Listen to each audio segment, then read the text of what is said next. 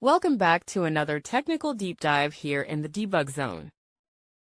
Today, we're tackling a big question and breaking it down with insights from other users. Hopefully, this clears up some misconceptions and helps you get the answer you need.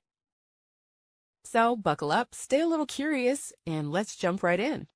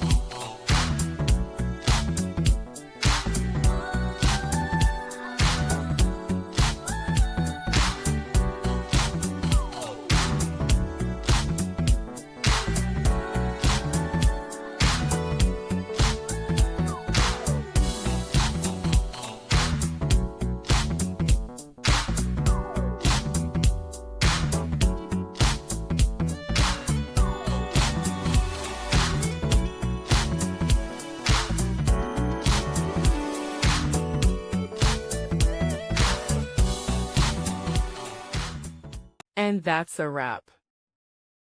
I hope you found the answer you were looking for. If you did, take a second to hit that subscribe button. It really helps out.